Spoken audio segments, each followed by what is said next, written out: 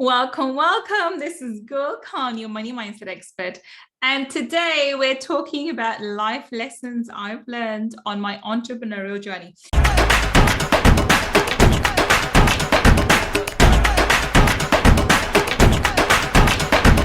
So without further delay, I'm going to get into it because I've got 10 to cover, and that too is going to be a bit of a stretch, you know, the way I like to talk. Anyway, number one, the very first one that the life lesson that comes to my mind, and I've been on various sales calls, and I've been on the entrepreneur journey. I've been at the other end where I've been the client, and I've been, also we have a number of businesses that I sort of run as well. And the one thing above all else that is super, super important, and you need to really, really build on that, is being honest, okay? You have to be honest in all areas of your life. You have to be honest in your dealings with your clients and yourself. And this is so important because this builds integrity and this builds your character. And I can't remember the gentleman who said this. I wish I could remember and give them credit for it. It's one of the people I've probably read. I remember reading this quote once that said, it takes years to build a reputation, and it takes literally a couple of minutes to completely shatter it. So your character, your reputation is of vital importance. Now, you can have slander. People can say all sorts of things about you. I'm not saying that. And people do, people say all sorts of rubbish about you can say, and, people are entitled to say whatever they want, freedom of speech, so-called freedom of speech, right? But I'm not talking about other people's opinions about you. I'm talking about the truth about you. So when you are true to yourself, you know who you are, and you speak the truth, and you are, honest, then people can say false things about you. That's not important. The thing is, you need to know, and you need to know in your heart of hearts that you are being honest and acting at your highest integral level at all times. This is vital, I think, to have a successful business.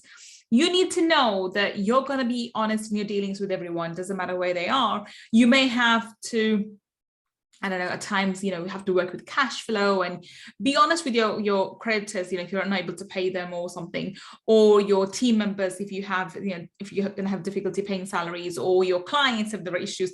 Be honest and be upfront with what's going on. Be very transparent. I'm actually transparent to the point that it hurts me at times. I have to keep some things a bit more confidential. I'm just an open book. I've learned the lesson the other way around, to not be as open. Absolutely 100% be honest, but not be as open, because not everybody needs to know what's going on with you. But be honest, be very honest up front about it, and know in your heart of hearts you are being truthful and you're being honest. As long as you know that, then what other people say doesn't really matter. We are concerned with your opinion about yourself and how the universe will respond to you. And therefore, the number one thing that comes to my mind when I think of, what's the first and foremost lesson I've learned, it may sound like, a given that you should be honest, but a lot of people overlook how important being honest with yourself and those around you is in business. You can only lie for so long, and therefore, and keep up false pretenses for so long. Eventually, the truth does catch up, and it is always harsh to look at the reality. So for that reason, I would definitely say be very, very honest with yourself and those around you. Number two, it's going to be another one that I realized. I work a lot, and I know that a lot of people do, who are not maybe listen to this podcast, but who follow some other leaders, and they buy into this idea of hustle, hustle, hustle. And I want you to understand, because I do follow this philosophy myself. At times it may not seem like it because I work so much, but I do. And I schedule this into my calendar, where you need to see rest as an essential part of your productivity. Your productivity actually diminishes if you don't take rest, because your brain power is not the same level. If you're exhausted, you don't have that connection with your higher levels, your higher intuition levels, if you haven't rested well. So rest is an important part of your connection with your higher self, and to become more authentic and more real, and to be more productive. Remember, I always ask you to be productive, not busy. A lot of people are being busy, they're not actually productive. And the best way to be productive is to seek guidance from a higher self, from your intuition. And if you're exhausted, if you're tired, if you are mentally, emotionally tired, you will not receive or not understand, comprehend the signals, the signs that are being given to you all the time from your higher self, from your intuition. Therefore, in order for your intuition to be clear, you need to be rested, you need to be calm, you need to be in a space, in Zen-like space, so to speak. And therefore, in order for you to take that action, which is going to give you the 10x the result, you have to be inspired. It has to be inspired action, it has to be taken through inspiration. Inspiration only comes to you when you're rested, not when you're stressed, not when you are going 100 miles per hour speed. Okay, you need to slow down to speed up, so to speak. All right, so that's number 2. The next one is actually follows on for them. As you can see my trail of thought here, can't you? As they're coming out. This led me on to the third lesson I've learned, which is don't follow the herd. I am known to not really follow the herd. I sort of, do whatever I feel is right. And I'm usually ahead of the line at times. I'm not saying all the time I get value from it or I benefit from it, but I do see trends a lot earlier than a lot of other people. So you need to do what's right for you. Don't follow the herd. Don't do something that everybody else is doing because it seems to be the right thing to do. You do what seems to be right for you, for you as a person, what seems to be right in terms of what you works for you. And this includes in terms of the career job, in terms of the lifestyle, in terms of whatever it may be. So, if somebody's happy being in the 9-to-5 and are married to the idea of the 9-to-5 securities, that's an illusion anyway. But anyway, if they're married to the illusion of security from this 9-to-5, and you find, working, in a 9-to-5 job as not secure, and it doesn't give you your dreams or what you want, and it's not allowing you to fulfill your life purpose, and doesn't allow you to live the way you want to live, then go ahead and choose your own path. Don't do something that everyone else has done. And in my life, whenever I followed what everybody else wanted me to do, whenever I've done that, I've always lost out. Always. Whenever I do what I want to do, I come out on top. It's a lesson I've learned. Something else has happened. In my life, I find that I've always fallen when I follow what everybody else is asking me to do, what they are doing. So I sort of do what they do. And I realized later on that wasn't the path for me. So this is a very, very important lesson for those who are especially those who are used to being the good guys and the people pleasers, and especially if you come from the South Asian subcontinent, you really are a people pleaser. We really are. We want to make our mums and dads happy, and our mother-in-law, father-in-laws happy, and then our cousins and our siblings and aunts and aunties and chachis and tayas and our puppas and everywhere else, to be everyone in the mixture. We're not just trying to please our immediate family and siblings and so forth. We're throw in the mixture your cousins, the aunts, your uncles and grandparents, and God knows who else. So I think that's an interesting mix. But having said that, you need to figure out what it is that you want to do, not necessarily what others want you to do. And that's what I would say. So don't follow the herd. Do what feels right to you, and do what feels right to you, and follow your own inner guidance. So that's number 3. Now, this leads me on to number 4, which is you need to work hard. Agreed. Okay. So in order to get anything in life, you have to do something. You're not going to sit and do meditation in a room somewhere and gold isn't going to fall into your lap. I know everyone would like that to happen. And the movie The Secret will have you believe that you can just sit there, meditate about gold, and it will fall into your lap. But that's not how the law of the universe works. It doesn't really work that way. You have to actually take action.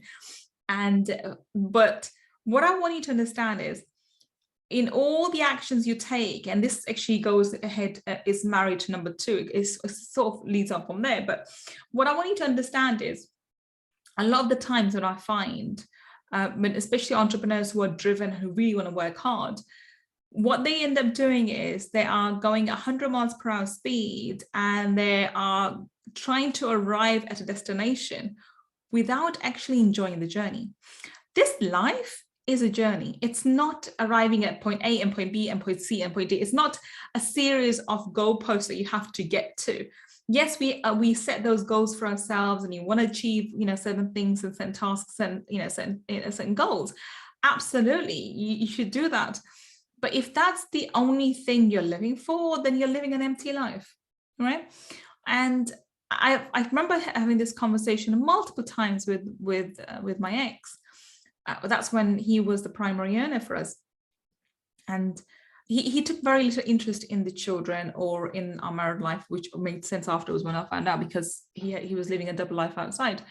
But let's leave that to one side. Even generally, even when he was home on the weekend, or even other times, he was never present.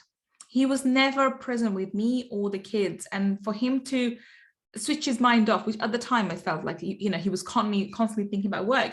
He couldn't switch off and enjoy his time with his kids. It was, at that time, I remember when the kids were really little and babies and cute and adorable, I remember saying to him multiple times, look, this time is never going to come back. They're never going to be toddlers. I mean, they're never going to be at this age. They're never going to do this. And, the little things with children you need to enjoy now, and, enjoy the moments of, early walking and early words and just interaction and personality development and everything.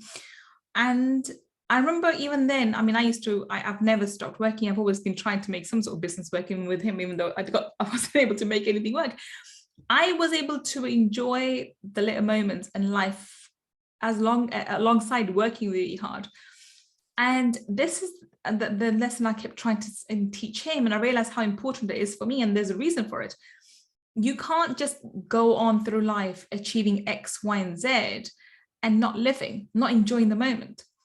So lesson number 4 is work hard. Absolutely. I'm not saying don't, but you need to work equally hard to enjoy life, which means pausing every now and again, not just to rest, but to really enjoy the moment.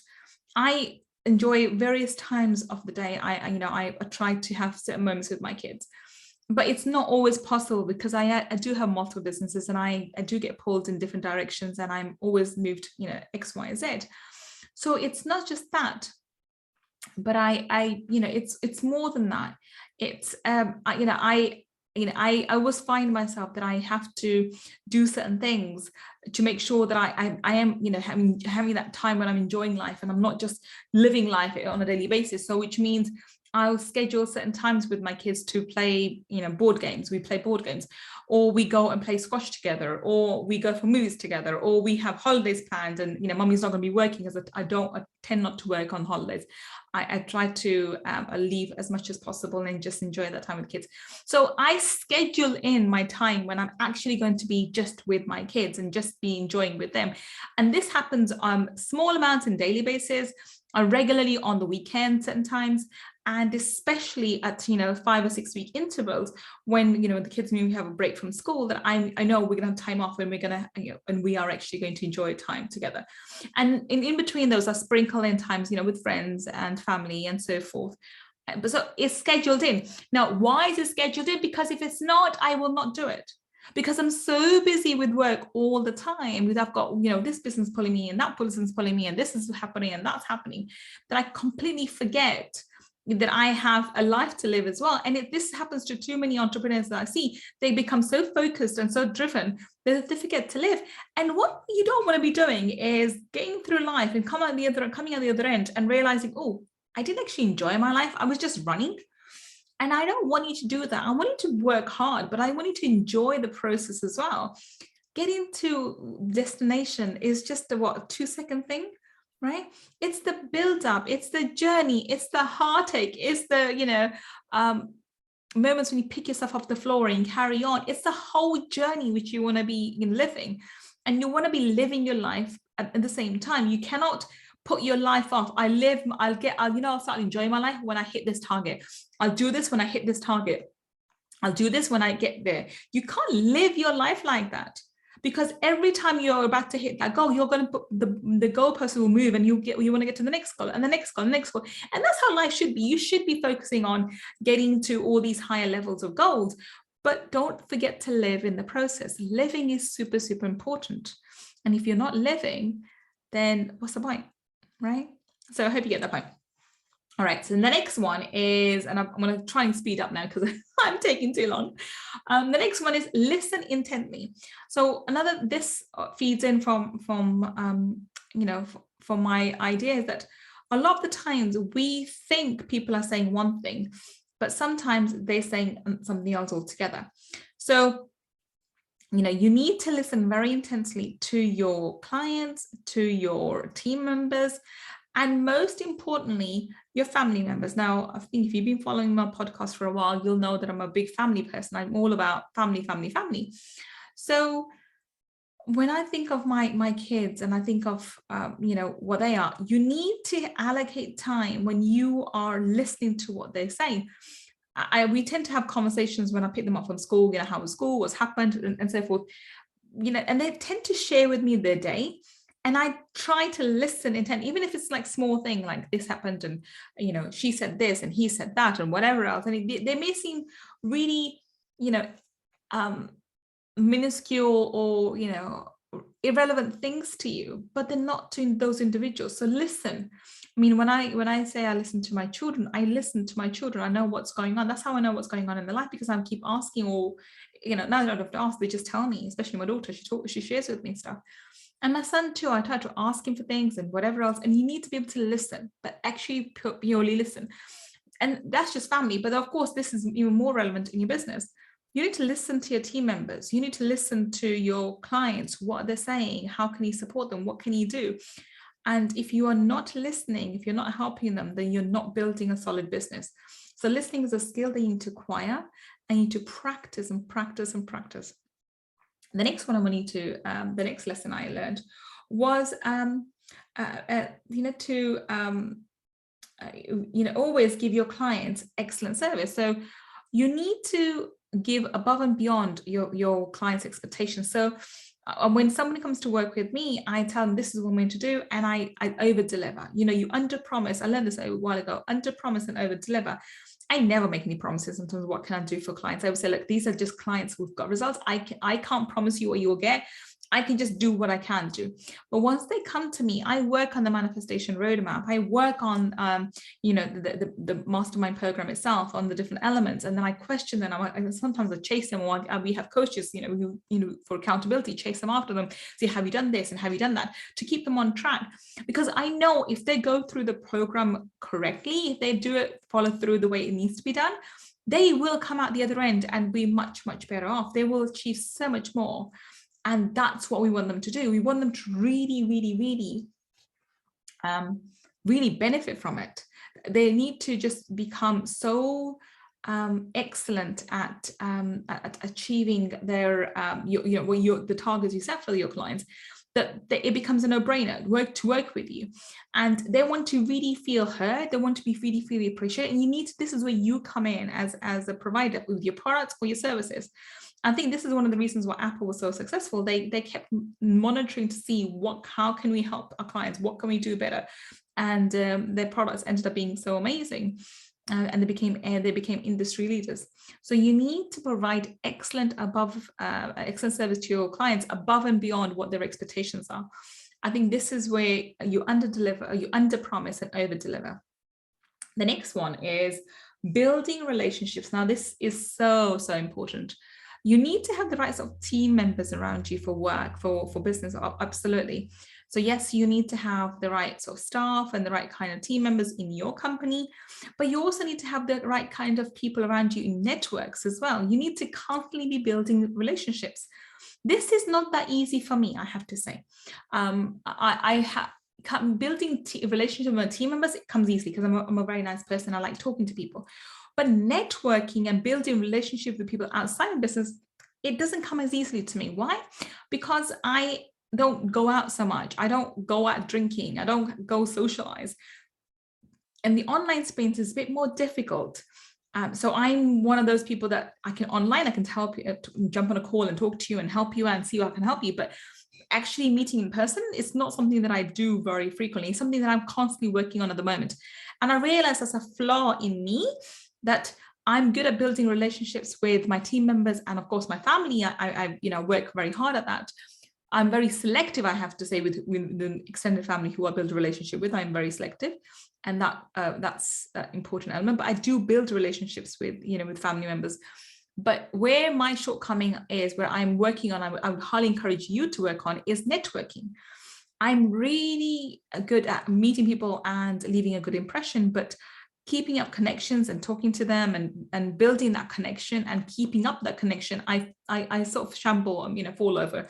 So I'm working on that myself at the moment. Hence, I'm telling you guys that you should be working on it too. I always say this podcast and everything I share with you, I'm never sharing with you from the angle, from the space where I'm so brilliant, look how wonderful I am. I always share from the angle, look, I'm a work in progress. I'm learning as I go. And what I'm learning, I'm sort of passing on to you. So that's it. I'm a complete student. I'm not expert by any means. And I am learning and I'm sharing. That's what I'm doing.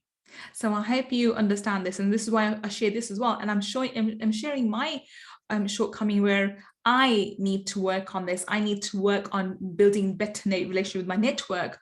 And because I don't follow through and I don't keep up and I lose contact with people, because even though they're amazing people and I love them and I have such amazing connection with them, because of work takes over or whatever, it's I need to work on that anyway.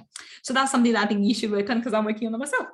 And number 8 is treat everyone with respect. So this led me on to thinking that one thing that I'm really, really proud of for myself is I do treat everyone with respect, with my team members, my children, other people. This individual respect, I think, is really important, including my cats, by the way. I treat my cats with a lot of respect too, because everything deserves respect. I respect all creatures, living or organic, inorganic, my car, trees, plants. And I know that my brother laughs at times because I say, if I hit a plant, I will say, I'm sorry, I'll apologize. And I think someone came over into my house, and I think a child or someone knocked over one of my plants, and I went to clean up and I apologized to the plant, say, I'm sorry, this happened to you. I'll take care of you. And he just laughed at me. He couldn't understand what I was doing.